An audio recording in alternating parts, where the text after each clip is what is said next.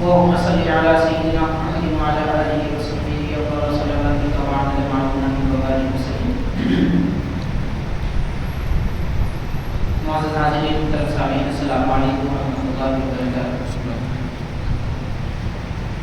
دوسرے پارے کے سورہ بقرہ کی آیت نمبر 145 آج آپ حضرات نے سماعت کی.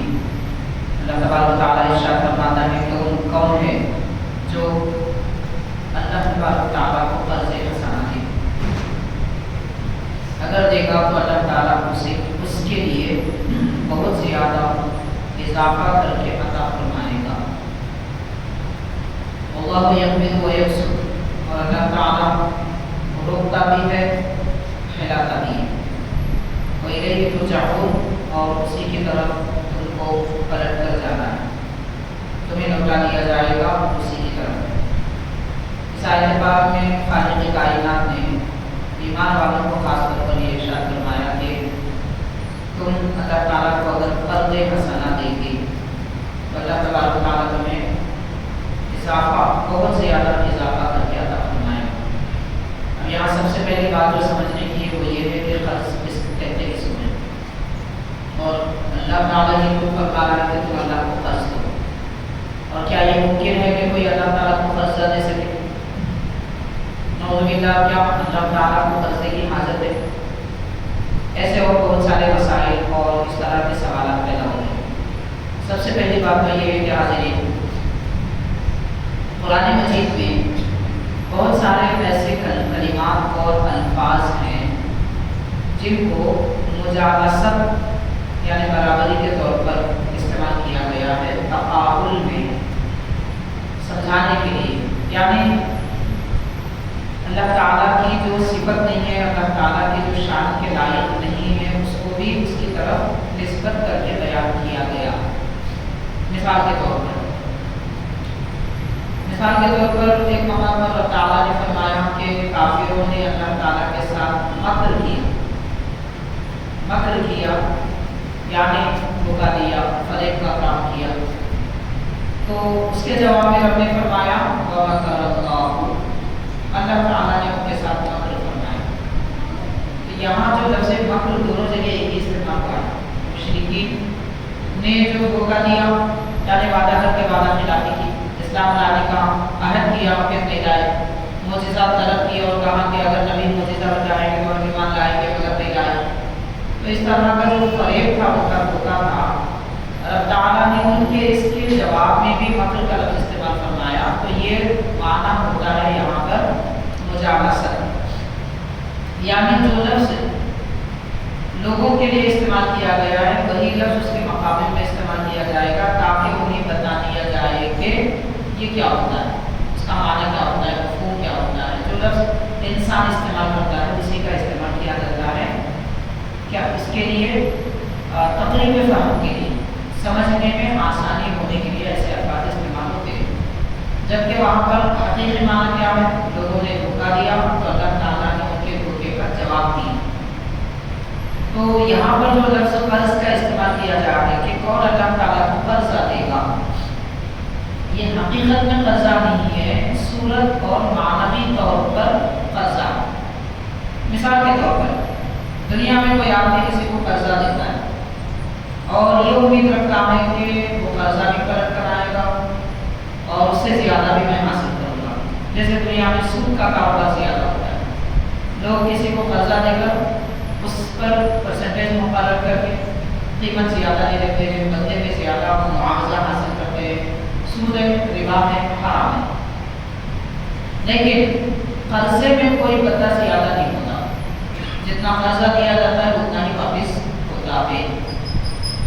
اللہ تبارک و تعالیٰ لوگوں کو یہ بتانا چاہتا ہے اس لفظ کے ذریعے کہ تم دنیا میں کسی کو قرضہ دو گے تو وہ قرضہ پلٹ کر آئے ضروری نہیں ہے، آ بھی جائے تو جتنا دیے تھے اتنا ہی واپس ہوگا، اسی کا نام قرضہ ہے. اللہ تعالیٰ کے دربار میں اگر تم اپنا مال، اپنی دولت، اپنا وقت، اپنی صلاحیت اور اپنا علم صرف کرو گے، راہ خداوندی میں خرچ کرو گے، رب نے جس کو جو صلاحیت دی وہ صلاحیت خرچ کرے گا تو اس سے بہتر اللہ تعالیٰ اس کو بدلہ عطا فرمائے گا. یعنی اگر کسی نے علم خرچ کیا اللہ تعالیٰ اس کا علم اور اضافہ فرمائے گا. کسی نے دولت خرچ کی تو اس کی دولت بڑھا دے گا. کسی نے اپنی عقل کا استعمال کیا اسلام کی سربلندی کے لیے تو اللہ تعالیٰ اس کی عقل میں اضافہ فرمائے گا. تو بہرحال آدمی نے جو خرچ کیا ہے وہ اس کا دنیا ہی میں اجر دیا جائے گا. آخرت میں بھی رب تعالیٰ اسے بہت زیادہ عطا فرمائے گا. ایک بات ہو گئی. دوسرا یہ کہ یہاں پر قرض حسنہ کا ذکر کیا ہے. یعنی کون ہے جو اللہ تعالیٰ کو قرض حسنہ دے. دنیا میں جو لوگ پیسہ اللہ کے راہ میں خرچ کرتے ہیں دولت خرچ کرتے ہیں ان کو امید دلائی جا رہی ہے کہ آخرت میں اللہ تعالیٰ تمہارے خرچ کا بدلہ عطا فرمائے گا. مان لیجیے کہ کوئی آدمی اللہ کے راہ میں خرچ نہیں ہے, اپنی ذات پر خرچ کیا, بال بچوں پر خرچ کیا اور ایسے ہی عیش پرستی کی زندگی گزار لی. جو خرچ کیا گیا وہ پلٹ کر آنے والا نہیں ہے. لیکن راہ خدا بندی میں جو مال خرچ کیا جائے گا وہ آخرت میں ضرور, دنیا میں تو ملے گا لیکن آخرت میں بھی اسے پلٹا کر دیا جائے گا. تو جو پلٹا کر بدلہ دیا جا رہا ہے اس کو قرضہ کہا جا رہا ہے. تو چونکہ دنیا میں آدمی قرضے کا معاملہ کرتا ہے اس کو سمجھانے کے لیے وہ لفظ استعمال کیا ہے. بہرحال اللہ تعالیٰ کو نہ قرضے کی ضرورت ہے اور نہ ہی دنیا میں واقعات جیسا آدمی خرچ کرتا ہے قرضہ دیتا ہے ویسا اسے اکٹھا کر دیا جائے گا. اس کا بدلہ آخرت میں عطا فرمایا جائے گا. قرض حسنہ اچھا قرض, قرض حسنہ کا مطلب اچھا قرض. اس سے کیا مراد ہے؟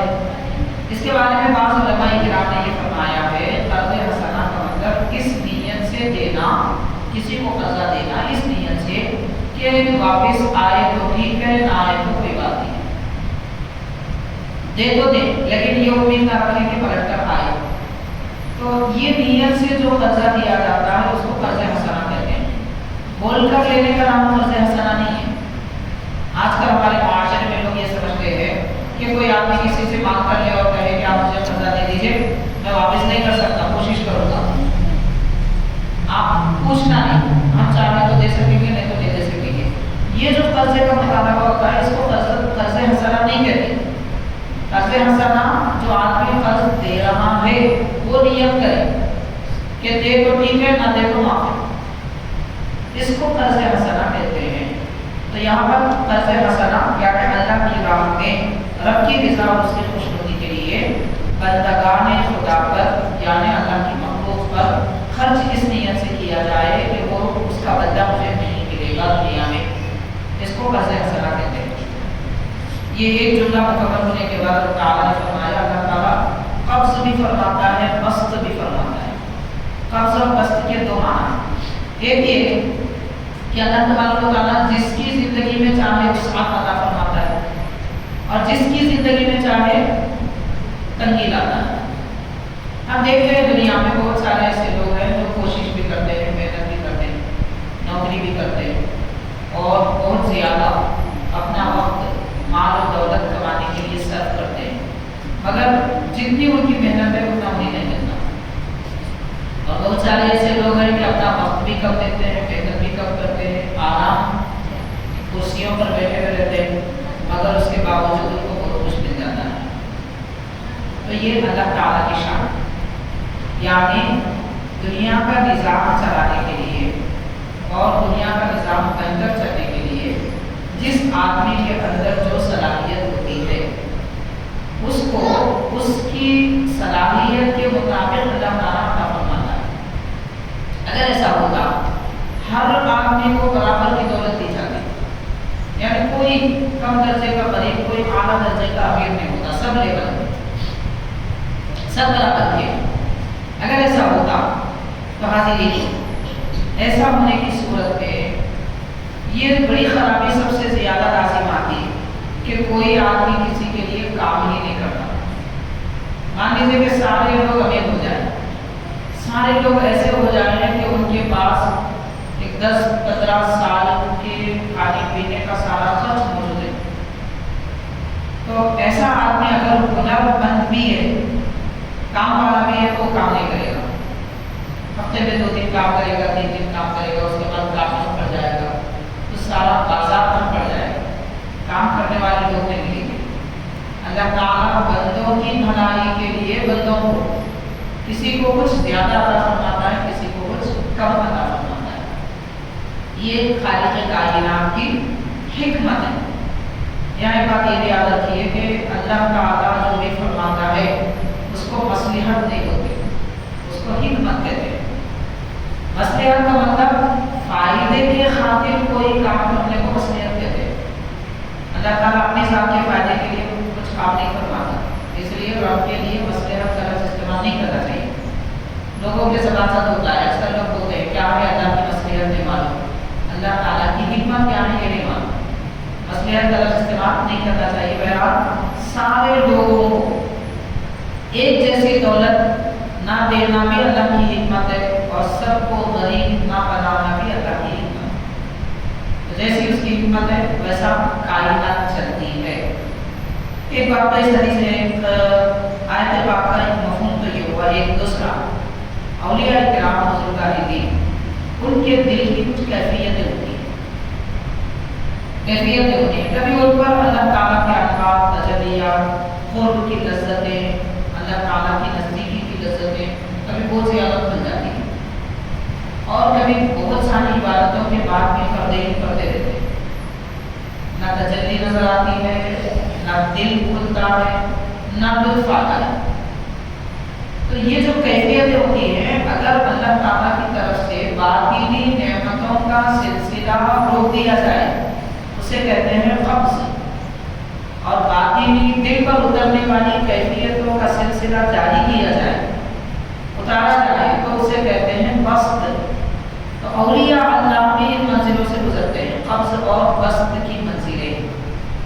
جب ان پر بسط کی کیفیت تاری ہوتی ہے یعنی دل کشادہ رہتا ہے، ایسا کشادہ کہ قوت الہی کے سمندر کے موجیں مارتی قلب میں، اور کبھی قبض ایسا ہوتا ہے کہ آدمی کو خود ایک بے چینی ہوتی ہے کہ میں زندہ کیوں، ایسی کیفیت تاری ہوتی ہے۔ یہ اولیاء کرام کے مراتب اور منزلیں ہوتی ہیں، کیونکہ اللہ تعالیٰ کی طرف سے ان پر کوئی تجلی نہیں حاصل ہوتی، کوئی لطف کی کیفیت نہیں آتی۔ تو یہ کیفیتوں کو بھی یہاں پر بیان کیا جا رہا ہے۔ تو تعالیٰ اگر فرماتا ہے کہ تم غریب ہو یا مالدار، قبض میں ہو یا بسط کی کیفیت میں، تجلیات الہی کے روزن کھڑکیاں کھلنے کی کیفیت ہو یا بند ہونے کی، ہر صورت میں اس کے بعد تمہیں پلٹ کر اللہ کی طرف آنا ہے۔ تو کیا فائدہ مالدار ہونے کا، کیا نقصان غریب ہونے کا؟ جب جانا اللہ کی طرف ہے تو یہ امیری غریبی سے بحث کیا ہے؟ جیسی یہ زندگی گزار لی جائے، جانا تو اللہ تعالیٰ کی طرف ہی ہے سب کو، یہاں کسی کو جب رہنا ہی نہیں ہے تو یہ بحث کیا مانا رکھتی ہے کہ ہم غریب ہیں، وہ امیر ہے، ان کے پاس بہت کچھ ہے، ہمارے پاس کچھ نہیں ہے۔ سب کو پلٹ کر اللہ کی طرف جانا ہے۔ حالین اس کے بعد آگے کی آیتوں میں اللہ تبارک و تعالیٰ بنی اسرائیل کی قوم کا ایک واقعہ بیان فرما رہا ہے، اس کی بہت ساری تفصیل ہے، میں مختصر طور پر اس کا خلاصہ عرض کروں گا، پھر اس کے بعد آنے والی تقریباً 3 آیتیں اس کا ترجمہ اور اس کی وضاحت کی جائے گی۔ خلاصہ یہ ہے کہ حضرت یعقوب علیہ السلام کی اولاد میں انبیاء کرام اور بادشاہوں کا سلسلہ جاری رہا۔ ایک آپ کے شہزادے تھے یہودا، ان کا نام تھا، ان کی اولاد میں تقریباً بادشاہ ہیں، اور ایک شہزادے تھے آپ کے لاوی نام تھا حضرت کا، ان کی اولاد میں یعنی حضرت یوسف علیہ السلام وغیرہ، تو ان کی اولاد میں سب کے سب انبیاء کرام ہیں بنی اسرائیل میں سے۔ حضرت موسیٰ علیہ السلام کے بعد میں آپ کے نائب اور جانشین حضرت یوشع بن نون رضی اللہ تعالیٰ عنہ پیغمبر بھی ہیں، تو حضرت موسیٰ علیہ السلام کے نائب ہیں، ان کے وصال کے بعد میں یہ نائب بنے۔ ان کے بعد اور 2 مشتیں چلی، وہ 2 مشتوں کے بعد میں ایک ظالم بادشاہ آیا، بادشاہوں میں جو سلسلہ چلا تھا اس میں ایک ظالم بادشاہ آیا جس کا نام جالوت تھا۔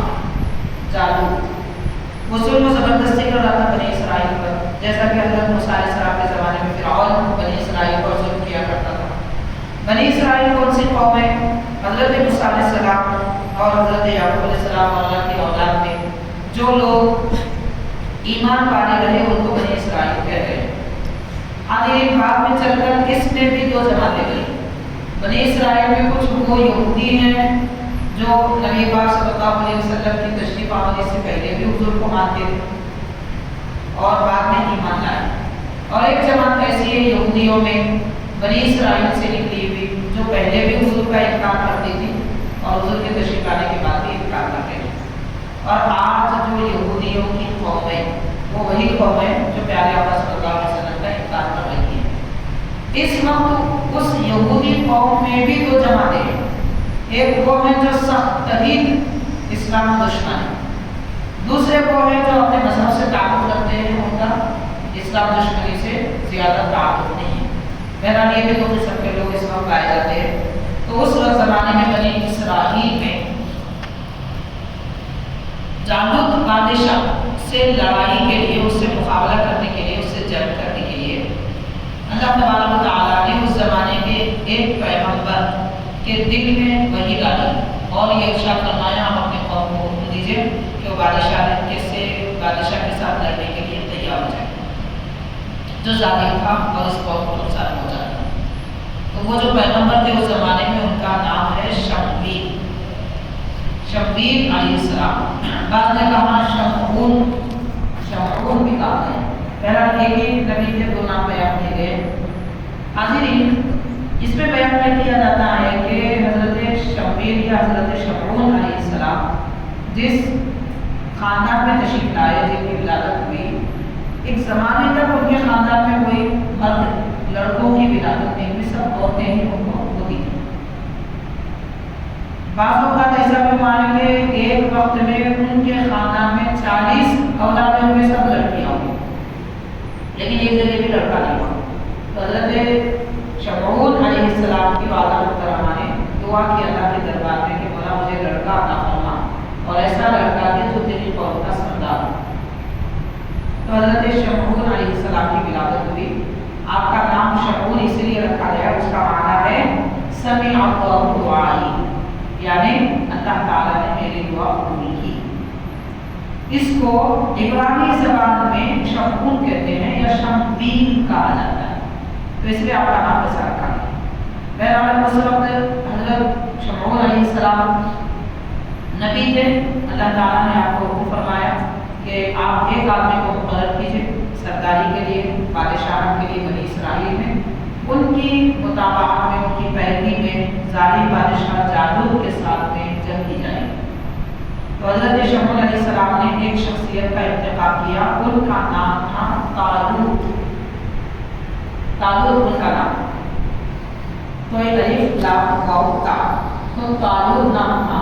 جب ان کا نام لیا گیا تو یہودی پھر اپنی پرانی روش پر آئے اور وہ کہنے لگے کہ بادشاہت اور نبوت حضرت یعقوب علیہ السلام کی اولاد میں ان دو لوگوں سے آئے گی. ان کے سوا کسی اور کی اولاد میں کوئی بادشاہ بننا چاہے تو ہم اسے نہیں مانیں گے, اور کوئی نبی ان کے سوا کسی اور جگہ ہو بھی نہیں سکتے. تو اے شمعون علیہ السلام, آپ جس کو ہمارا امیر بنا رہے ہیں وہ نہ یہودا کی اولاد میں سے ہے اور نہ ہی لاوی کی اولاد میں سے ہے. ان دونوں کی اولاد میں سے کوئی ہو تو ہم مانیں گے. یعنی یہودیوں کا عقیدہ یہ تھا کہ بادشاہت اور خلافت, بادشاہت اور امامت اولاد میں منتقل ہوگی, جبکہ اللہ تعالیٰ کا قانون یہ ہے کہ اللہ تبارک و تعالیٰ اولاد میں نہ نبوت کو ہمیشہ باقی رکھا اور نہ ہی بادشاہت کو باقی رکھا. اگر ایسا ہوتا تو بادشاہ کا بیٹا بادشاہی ہوتا رہتا, لیکن اللہ تعالیٰ نے کہیں 5 نسلوں میں, کہیں 7 نسلوں میں اس کا خاتمہ کر دیا, یہ دوسرے بادشاہ بن گئے. حال یہ ہے ہندوستان میں ایسے کئی بادشاہ بنے کہ غلام جو ایک غلام ان کا تھا, بادشاہ کا غلام تھا, وہ بعد میں بادشاہ بن گیا.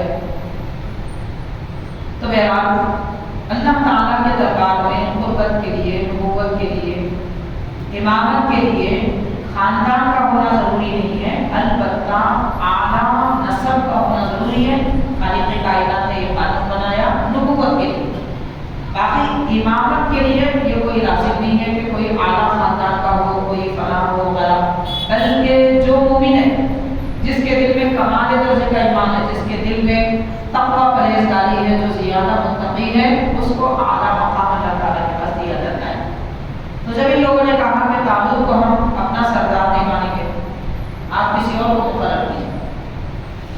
शमून अलैहिस्सलाम ने फरमाया अल्लाह ताला का यही फैसला है, उन्हीं को तुम बादशाह मानना है, उन्हीं को अपना सरदार मानना है। चुनांचे उसके बाद हुक्म दिया गया कि तालूत के साथ में जो लोग जंग करना चाहते हैं वो आ जाएं, ताकि जालूत जो बादशाह जालिम है उससे लड़ाई की जाए। तो ये लोग जिस मकाम पे रहते थे और जालूत जिस मकाम पे रहता था वो दोनों के दरमियान में एक बड़ी नहर थी, पानी की नहर बहती थी। कि यहाँ से चल पड़े साथ में, जंग वगैरह होने से पहले जब ये नहर आई, रास्ते में चूंकि ये मुसाफिर थे, थके हुए थे, प्यास की शिद्दत की महसूस हो रही थी, अल्लाह ताला ने फौरन हज़रत शमून अलैहिस्सलाम पर वही नाज़िल फरमाई कि इनसे कह दीजिए कि इनको पानी नहीं पीना है, ये तुम्हारे लिए इम्तिहान है। इम्तिहान क्यों? इसलिए कि अल्लाह ने जिसको अमीर मुकर्रर किया वो उसको अमीर नहीं माने, इसलिए इम्तिहान में डाला गया कि तुम्हें पानी नहीं पीना है, बगैर पानी की लड़ाई करना है। उसके बाद ये इजाज़त दी गई अगर कोई बहुत सख्त प्यासा है तो उसे सिर्फ एक चुल्लू पीने की इजाज़त है, यानी एक घूंट जो हाथ में लेकर पिया जाता है, एक चुल्लू पीने की इजाज़त है, उससे ज़्यादा है। हाज़रीन, हज़ारों की तादाद थी बनी इसराइल के जो जंग में आने के लिए तैयार थे। जब ये इजाज़त मिली कि एक चुल्लू पी सकते हैं, प्यासे तो सब थे, मगर 313 अफराद के सिवा बाकी सब पानी पीने की तरफ गए और इतना पिए कि पेट भर लिए, और वो पानी ज़्यादा पीने की वजह से वो सुस्त हो गए, नहर के आगे नहीं बढ़ सके। उसके बाद हज़रत शमून अलैहिस्सलाम ने तालूत को हुक्म फरमाया, तो तालूत ने ये किया, ऐलान किया कि जो एक घूंट पिया है वही मेरे साथ चले और जो ज़्यादा पिए हैं वो मेरे साथ ना चले। इसलिए कि ये सुस्त हो चुके हैं, बादशाह और जालिम बादशाह से मुकाबला नहीं कर सकते।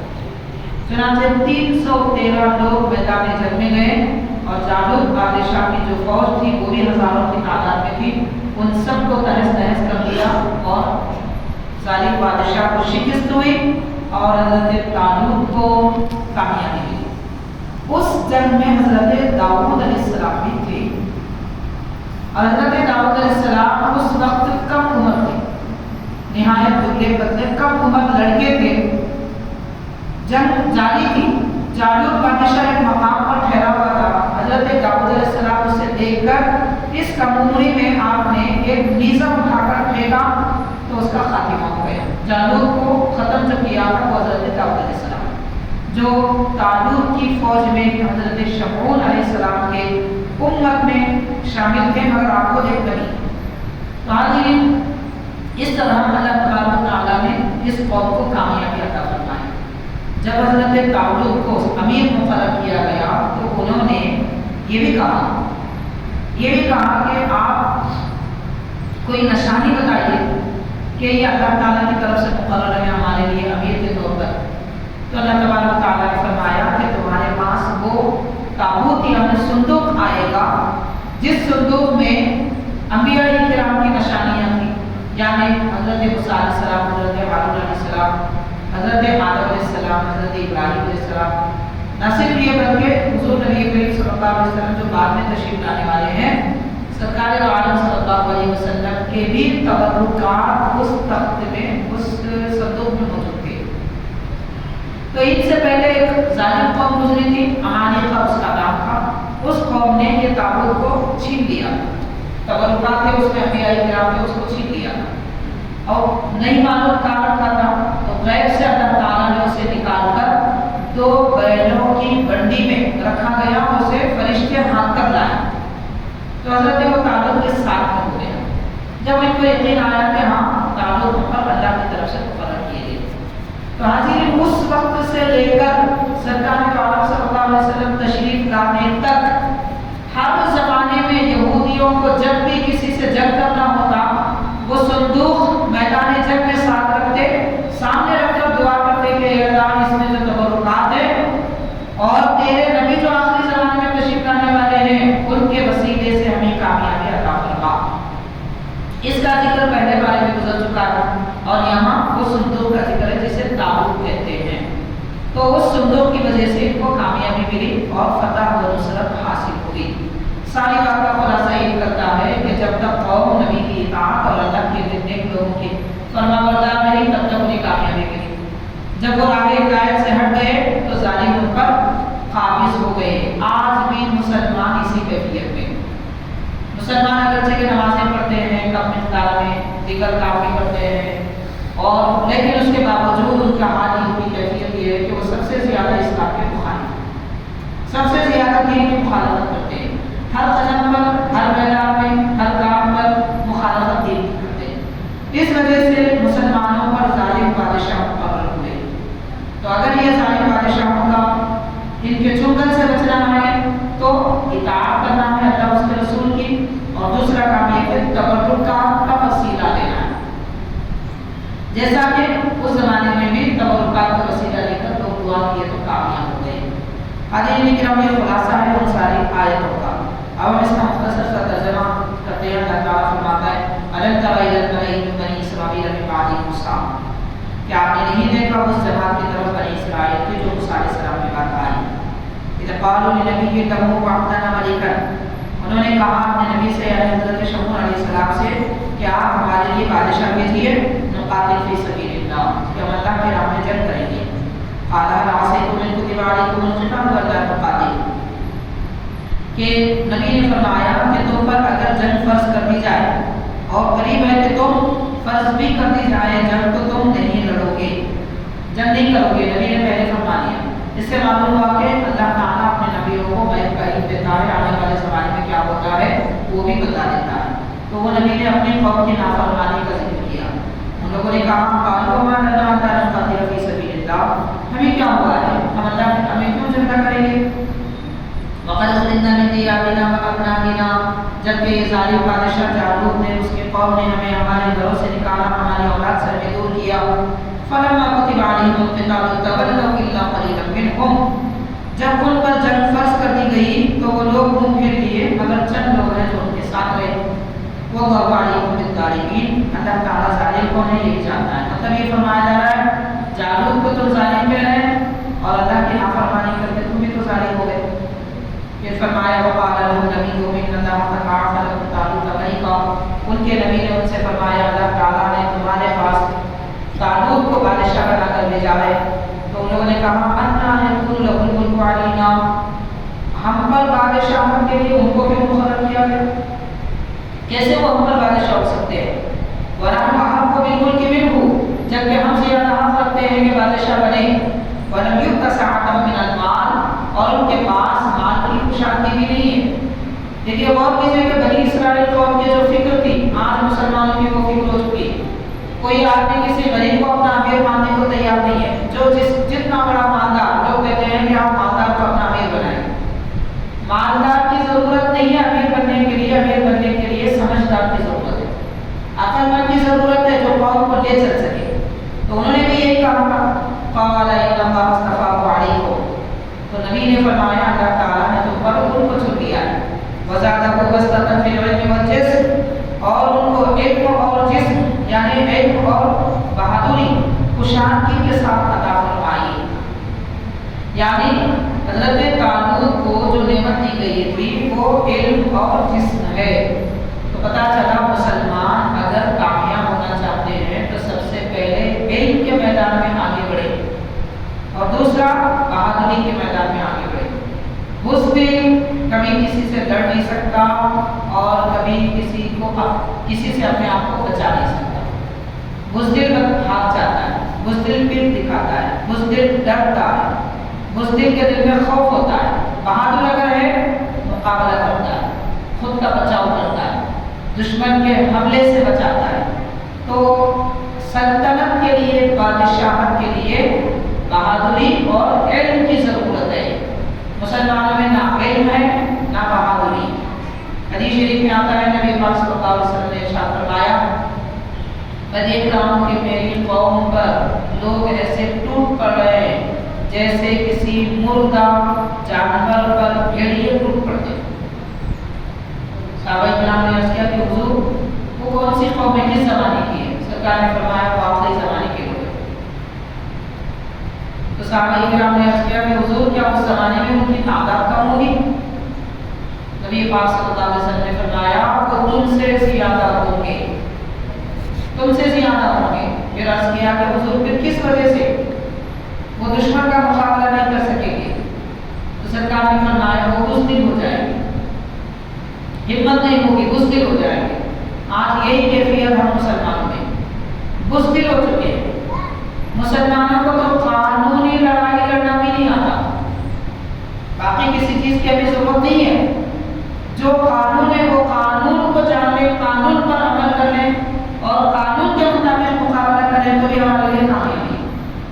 لیکن افسوس کی بات ہے کہ ہم مسلمانوں میں وکیل بھی ہیں، ڈاکٹرز بھی ہیں، انجینئرز بھی ہیں، سمجھدار بھی ہیں، مالدار بھی ہیں، عقل مند بھی ہیں، لیکن کوئی کسی کے کام نہیں.